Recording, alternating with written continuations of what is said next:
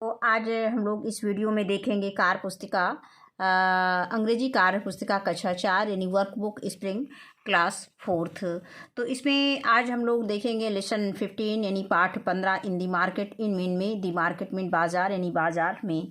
तो जैसा कि हम लोग मार्केट यानी बाजार शब्द से सभी बच्चे परिचित हैं। बाजार से अगर हम पूछते हैं कि बच्चे क्या क्या लाते हैं तो बच्चे सब इसका उत्तर देते हैं कि बाजार में क्या क्या मिलता है, जैसे सब्जी है, कपड़े है, कोई भी सामान है, चीनी है, तेल है, कापी किताब पेन स्टेशनरी की भी जो भी चीज़ें होती हैं सब हम बाज़ार से ही लाते हैं। यानी कोई भी चीज़ लेना होता है तो हमें बाज़ार जाना पड़ता है। तो जैसा कि हम लोगों ने इसके पहले टेक्स्ट बुक में इस लेसन को पढ़ा है कि इन दी मार्केट यानी बाज़ार में, बाज़ार से शब्द से परिचित हैं और उसके विषय में हम लोगों ने पढ़ भी लिया है। तो इसमें हम देखते हैं कि पहला प्रश्न दिया गया है कि रीड अलाउड द सेंटेंसेस यानी वाक्यों को पढ़ो द गिवन बिलो जो नीचे दिए गए हैं। रीड मीन पढ़ो, अलाउड मीन जोर से, और सेंटेंसेस मीन वाक्यों को गिवन बिलो नीचे जो दिए गए हैं, यानी जो नीचे दिए गए हैं उन वाक्यों को जोर से हमें पढ़ना है। तो इसमें दिया गया है कि मदर माँ व्हाट इज़ देयर, वहाँ क्या है। तो there is a market my dear son, वहाँ मार्केट है यानी वहाँ बाज़ार है। यानी ये बच्चा अपनी माँ से पूछ रहा है कि माँ देखो वहाँ क्या है। तो बच्चा कह रहा है कि वहाँ बेटा वहाँ मार्केट है, बाज़ार है। तो बच्चा बोल रहा है कि व्हाट इज़ मार्केट मदर, माँ बाज़ार क्या है।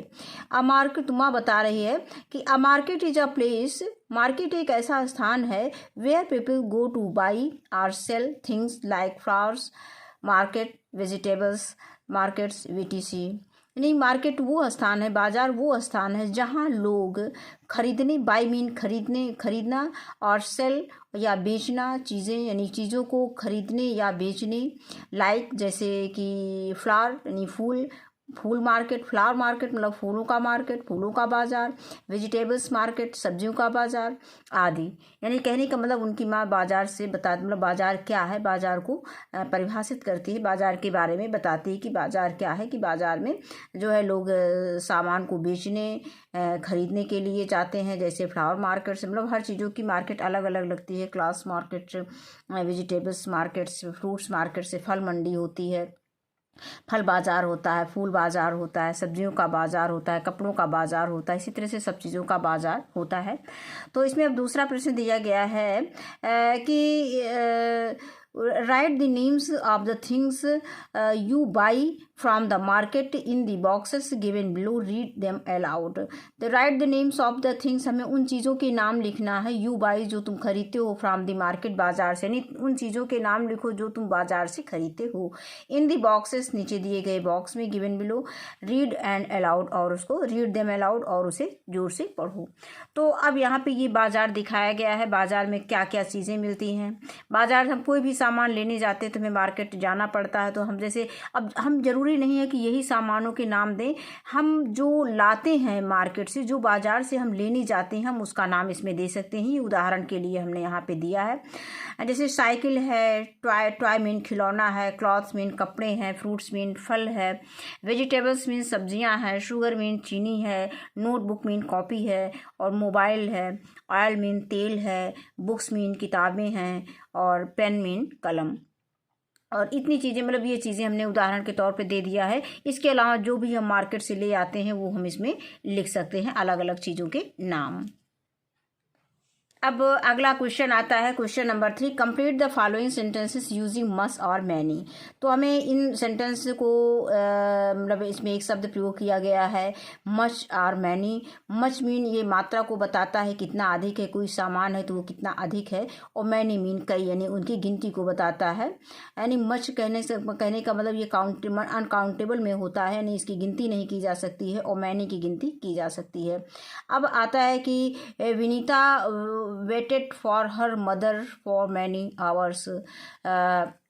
विनीता ने इंतज़ार किया अपनी माँ का कई घंटों, मतलब कई घंटों माँ ने अपने मतलब विनीता ने अपनी माँ का इंतज़ार किया। अब यहाँ पे मैनी आवर्स मतलब कई घंटों किया। अब यहाँ पे इसमें हम घंटे गिन सकते हैं, 1 घंटा, 2 घंटा, 3 घंटा, 4 घंटा, कितने घंटे उसने इंतज़ार किया। तो यहाँ पे हम मैनी लिखेंगे। I don't know much about this route. मैं मतलब इस रास्ते के बारे में मैं ज़्यादा नहीं जानता। अब रास्ता कितना आगे है इसके बारे में हमें कोई जानकारी नहीं है, यानी रास्ता को हम मात्रा में, क्वांटिटी में मेजर नहीं कर सकते हैं। तो हमें इसमें क्या कहेंगे कि ये यहाँ पर हम मच कर लगाएंगे कि मतलब कितना अधिक आगे, कितना मतलब रास्ता कहाँ है। आई डोंट नो, मैं नहीं जानता। मच अबाउट दिस रूट, इस रास्ते के बारे में ज़्यादा। अब है Shivangi has won many awards. Shivangi ने कई इनाम जीते। तो there are not many house in this area, इस एरिया में यानी इस क्षेत्र में ज़्यादा घर नहीं हैं, यानी कई घर, सॉरी इस एरिया में कई घर हैं। अगर नॉट लगा होता तो हम नहीं करते। इसमें sorry, there are not many houses in this area, तो इस एरिया में यानी इस क्षेत्र में ज़्यादा घर नहीं हैं। यहाँ पे ये और नॉट लिखा हुआ है शार्ट में, यानी कि यहाँ मैंने मीन कई, यानी कई घर नहीं हैं। अब आगे आता है you need much effort to get success, यानी तुम्हें जो है अब प्रयास के लिए सफलता के लिए अधिक प्रयास करने की ज़रूरत है। अब आगे आता है आदर्श हैज़ गॉट मैनी फ्रेंड्स, आदर्श के कई मित्र हैं। और है जूही कैन स्पीक मैनी लैंग्वेजेस, जूही कई लैंग्वेजेस बोल सकती है। हाउ मच, मतलब इसमें हमें ये देखना है मैनी मीन कई होता है, मच मीन कितना होता है।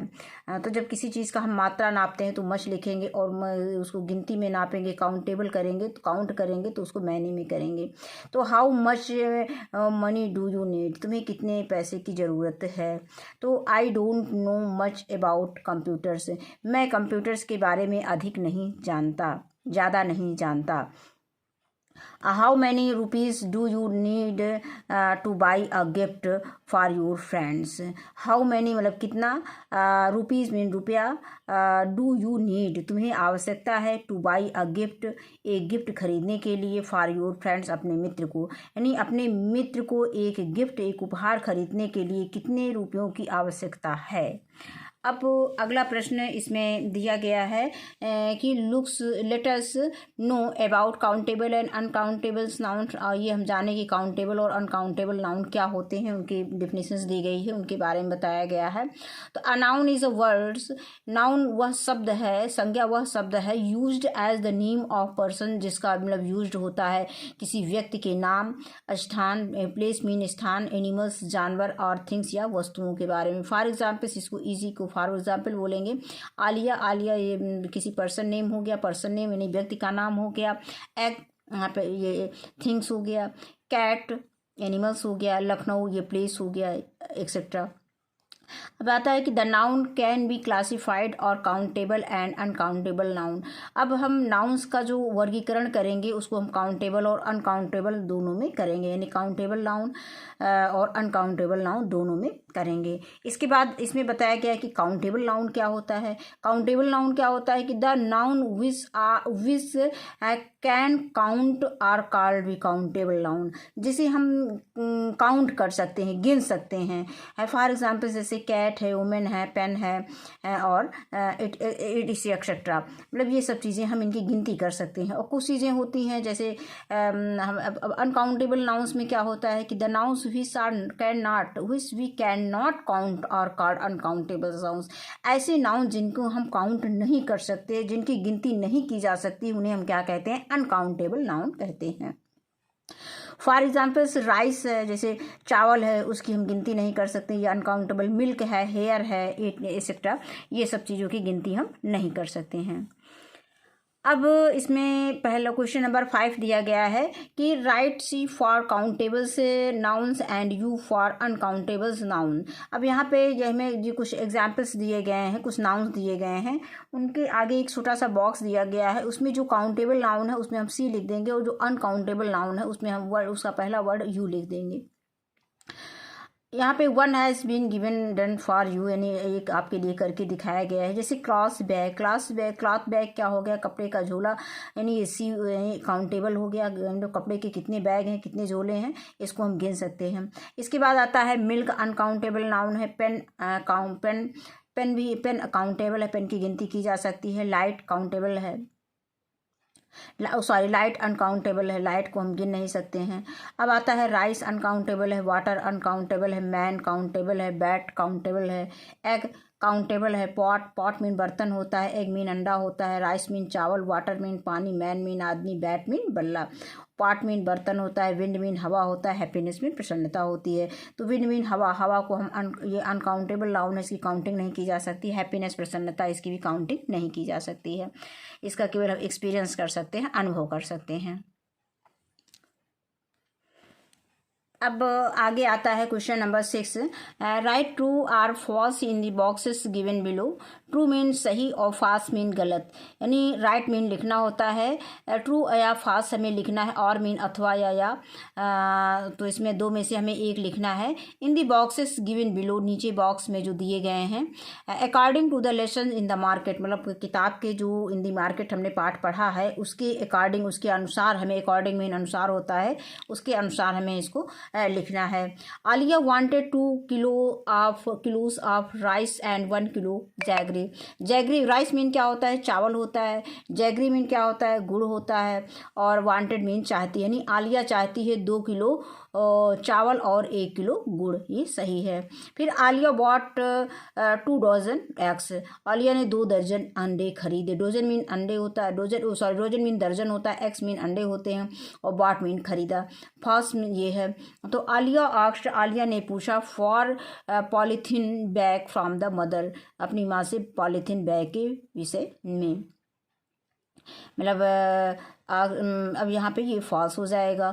Alia went to a stationery shop, Alia went mean गई, टू अ स्टेशनरी शॉप यानी स्टेशनरी की दुकान पर, शॉप मीन दुकान होता है, आलिया स्टेशनरी की दुकान पर गई, ये फॉल्स है। फिर आगे आता है कि शॉपकीपर प्रॉमिस्ड, शॉपकीपर मीन दुकानदार होता है, प्रॉमिस्ड मीन वायदा किया, टू गिव देने का, पॉलीथीन बैग्स टू एवरीवन, प्रत्येक को पॉलीथीन का बैग देने का शॉपकीपर ने वायदा किया, तो ये फॉल्स है। आगे आता है Alia had paid the bill of 250 rupees, Alia ने पेड मीन चुकाया, द बिल मैंने बिल होता है, of the 150 rupees, 250 rupees means 250 रुपये, आलिया ने 250 रुपये का बिल चुकाया, तो ये ट्रू है। आगे आता है क्वेश्चन नंबर 7 आता है, Alia has bought some other items, Alia ने कुछ और आइटम खरीदे, कुछ और सामग्री खरीदी, फ्रॉम द शॉप, दुकान से, फ्रॉम मीन से होता है, शॉप मीन दुकान होता है, हेल्प में सहायता होता है, द शॉपकीपर, शॉपकीपर की सहायता करो, to prepare another bill, दूसरी बिल तैयार करने के लिए, प्रिपेयर मीन तैयार करना होता है, तो यानी दूसरी बिल तैयार करने के लिए हेल्प करो, उसकी दुकानदार की सहायता करो। One has been done for you, एक इन्होंने एग्जाम्पल के लिए एक बिल जो है शॉपकीपर की दे दी है कि कैसे, जैसे अब एक बच्चा जाता है सामान लेने, कैश मेमो, इसमें ये किशोर जनरल स्टोर है, मतलब किशोर, यहाँ पे अब दिया गया है पार्टिकुलर्स, क्वांटिटी और अमाउंट, ये हम जो सामान ले रहे हैं उसका नाम दिया गया है, क्वांटिटी मात्रा दी गई हो, और अमाउंट यानी उसका मूल्य दिया गया है कि कितने मतलब कितने रेट में उसको दिया जाएगा अमाउंट। अब यहाँ पे दिया गया है राइस 2 kg 60 रुपीज़ का है, जैगरी 1 kg 50 रुपीज़ का है, एक्स 12 पीसेस 80 रुपीज़ का है, कैंडल्स 12 पीसेस ये 60 रुपीज़ का है। तो यहाँ पे हम रुपए लिखेंगे, यहाँ पे पैसे लिखेंगे, तो इस अब टोटल बिल हमारा बन गया 250 रुपीज़। तो ये अभी हमने पढ़ा था कि आलिया ने 250 रुपये का बिल पे किया था शॉपकीपर को। अब अगला आता है अदर आइटम्स हमें लेना है, ऑयल है, पेंसिल है, बनाना है, टी है, शुगर है। अब यहाँ पे आगे देखते हैं कि क्या क्या लेना है। अब इसमें ये सामान दे दिए गए हैं, ऑयल मीन तेल, पेंसिल मीन पेंसिल, बनाना मीन केला, टी मीन चाय, शुगर मीन चीनी। अब इसकी बिल हमें बनाना है, इसकी रसीद हमें प्राप्त करनी है। अब शुगर 2 kg लेना है, ये 90 रुपीज़ का हो गया। चीनी 100 ग्राम लेना है, 70 रुपये का हो गया। बनाना यानी केला 1 डजन लेना है, 30 रुपये का हो गया। पेंसिल 10 पीस लेना है, 20 रुपीज़ की हो गई। अब इसके बाद ऑयल यानी तेल हमें 1 लीटर लेना है, तो ये 150 रुपये का हो गया। टोटल हम इसको जो ऐड करेंगे तो ये हमारा, इसको जोड़ेंगे टोटल, तो ये हमारा आ जाएगा टोटल रुपीज़, हमको जोड़ के इसमें लिख देना है। तो इसका हम अगर सम यानी जोड़ेंगे तो इसका हो जाएगा 360 यानी 360 रुपये, यानी 360 रुपये का बिल बना है। अब अगले पेज पर अगले क्वेश्चन पर हम आते हैं। Some words are given below, कुछ शब्द नीचे दिए गए हैं। Written them under their correct heads, और उसको हमें सही हेड्स में लिखना है। One has been done for you, एक हमारे लिए दे दिया गया है। अब यहाँ पे हाउ मच मीन कितना होता है, हाउ मैनी में हाउ मच मीन कितना, और हाउ मैनी मीन कितने हो जाएगा। अब इसको हम लिखेंगे। अब यहाँ पे दिया गया है मनी, दोनों में मनी दिया गया है। अब इसमें हम मनी के लिए हाउ मच आता है, एक्स के लिए ये हाउ मैनी आएगा, और वाटर के लिए हाउ मच आएगा।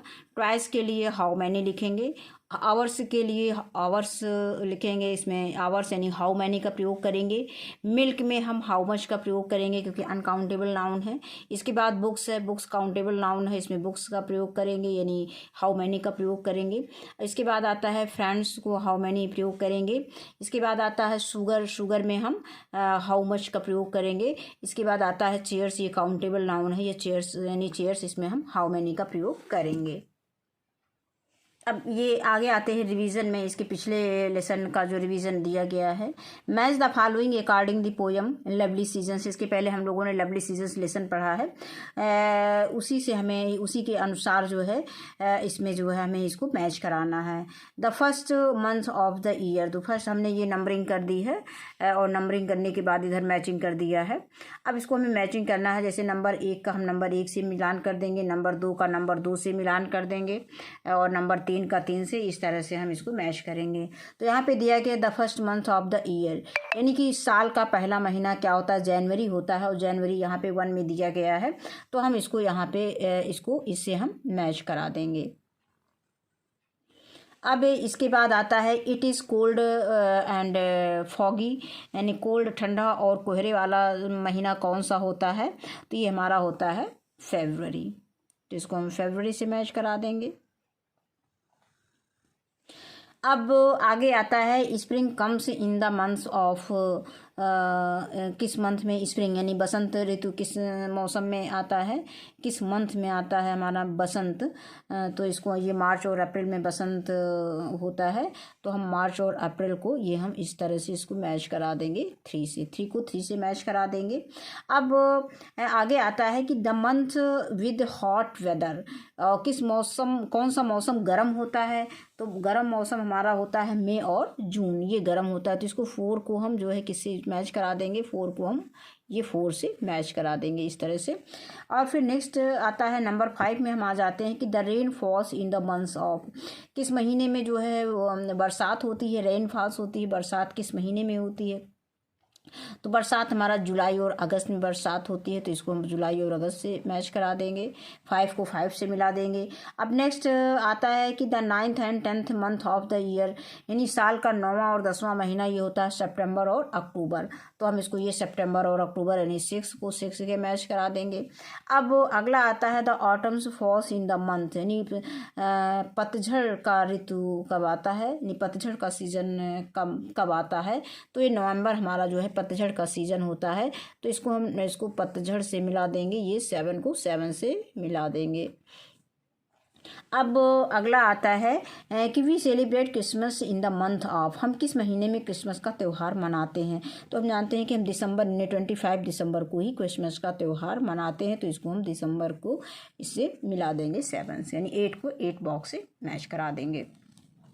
अब इसी के आगे नेक्स्ट क्वेश्चन दिया गया है कि fill in the blanks using articles a and the, इसमें 3 आर्टिकल्स दिए गए हैं, ए एंड और द आर्टिकल्स दिया गया है, उसकी सहायता से हमें ये सेंटेंस को कंप्लीट करना है। जो फिल इन दी ब्लैंक्स दिए, जो ब्लैंक स्पेस दिए गए हैं, वहाँ पे हमें इन आर्टिकल्स का उचित यानी सही करके लिखना है। तो I have a white puppy, मेरे पास एक सफ़ेद पिल्ला है, पपी मीन क्या होता है, पिल्ला यानी कुत्ते का बच्चा पिल्ला कहलाता है। और वी सॉ, मैंने देखा, आ स्नेक, एक सांप, इन अ ग्रास, घास में, यानी घास में हमने एक स्नेक देखा, यहाँ पे ए नहीं रहेगा, इन दी ग्रॉस हो जाएगा, दी ग्रॉस, तो यानी घास में हमने we saw a snake in grass, in the grass, घास में मैंने एक सांप देखा। We wants to buy an umbrella. He wants to buy यानी वह एक अम्ब्रेला, वह एक छाता खरीदना चाहता है। वांट मीन ही मीन वह, वांट्स मीन चाहता है, और बाई मीन खरीदना, एंड मीन एक अम्ब्रेला मीन छाता। अब इसके बाद आता है she is a very intelligent girl. वह एक बहुत बुद्धिमान लड़की है। The duck has laid and egg. बतख ने एक अंडे को जन्म दिया।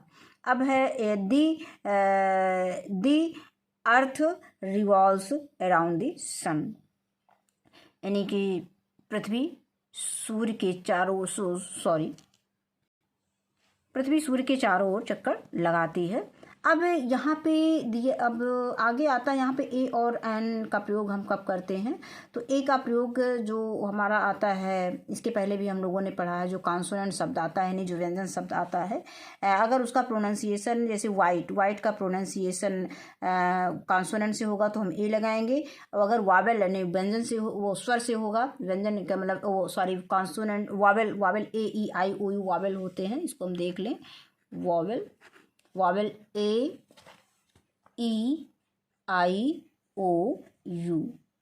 अगर इन 3 वर्ड से किसी भी वर्ड्स का, जैसे अम्ब्रेला है और ये ग्रास है और ये वाइट है, इन सब चीज़ें अगर किसी भी शब्द का जो है पहला वर्ड जो है ए ई आई ओ यू होगा तो उसके पहले एन लगेगा, और अगर ये कॉन्सोनेंट, इसके अलावा जो भी शब्द होंगे, जो भी वर्ड होंगे, जो भी लेटर होगा, तो उसमें हम ए लगाएंगे। अब इसके बाद हम आगे आते हैं question number 3। Answer the following questions in the space given below. अब पहला क्वेश्चन दिया गया है कि how many days in a week, सप्ताह में कितने दिन होते हैं। तो there are 7 days in a week, सप्ताह में 7 दिन होते हैं। Your school remain close on which day of the week, तुम्हारा स्कूल सप्ताह में किस दिन बंद रहता है। तो ये संडे के दिन, रविवार के दिन बंद रहता है। Which is the 7th days of the week, सप्ताह का 7वां दिन कौन सा होता है। तो Sunday is the 7th of the week, Sunday जो रविवार सप्ताह का 7वां दिन होता है। Which days comes between Monday and Wednesday, Monday यानी मंडे और वेंसडे। मंडे मीन क्या होता है, सोमवार होता है। वेंसडे मीन बुधवार होता है। उसको तो सोमवार और बुधवार के बीच में कौन सा दिन आता है, मंगलवार आता है। तो मंगलवार को इंग्लिश में क्या कहते हैं, ट्यूसडे कहते हैं। तो Tuesday comes between Monday and Wednesday, तो मंगलवार जो है सोमवार और बुधवार के बीच में आता है। अब इसके बाद आता है question number 4। Fill in the blanks with how much and how many. How much या हाउ मैनी से हमें इसको लिखना है। तो कहाँ पे हम हाउ मच का प्रयोग करेंगे, कहाँ पे हाउ मैनी का। हाउ मच मीन होता है कितना, और हाउ मैनी मीन कितने होता है। ये अनकाउंटेबल होता है, ये काउंटेबल होता है। अब how many potatoes are there, मतलब वहाँ कितने पोटैटोज हैं। अब है how much butter is there, मतलब कितना मक्खन है। अब आता है how much salad is there, वहाँ पे कितना सैलड है यानी सलाद है। How many mangoes are there, कितना आम है, वहाँ कितना आम है। How much honey is there, मतलब कितना शहद है। शहद मीन हनी मीन शहद होता है, HONEY, हनी मीन शहद होता है। How many slice of bread are there, मतलब कितने स्लाइस यानी ब्रेड के कितने टुकड़े हैं, कितने पीसेस हैं। अब आगे आता है कि right whether the underlines noun is countable और अनकाउंटेबल। अब इसमें हमें ये लिखना है कि जो नाउन शब्द दिया गया वो काउंटेबल है, जिसके बारे में बात की गई वो काउंटेबल है या अनकाउंटेबल है। तो दिया गया है कि Sonia asked for some times to finish her test.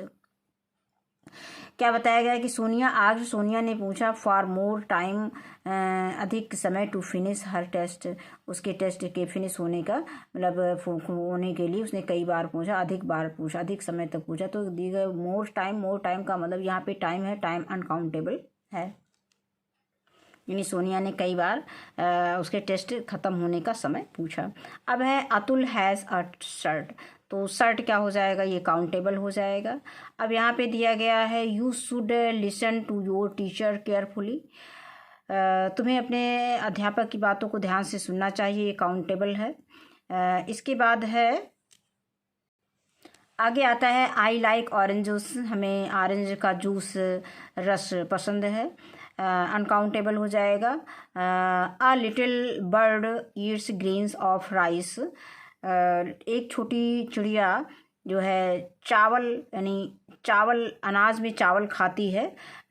तो यहाँ पे राइस जो है अनकाउंटेबल है। यहाँ पे हमें जो अंडरलाइन वर्ड दिए गए हैं अंडरलाइन, तो उन्हीं को हमें बताना है कि ये टाइम हमारा अनकाउंटेबल हो जाएगा, शर्ट काउंटेबल हो जाएगा, टीचर काउंटेबल हो जाएगा, जूस यहाँ पे अनकाउंटेबल हो जाएगा, राइस जो है अनकाउंटेबल हो जाएगा। तो ये चैप्टर हमारा यहीं पे समाप्त होता है। आज की वीडियो में इतना ही। वीडियो देखने के लिए बहुत बहुत धन्यवाद।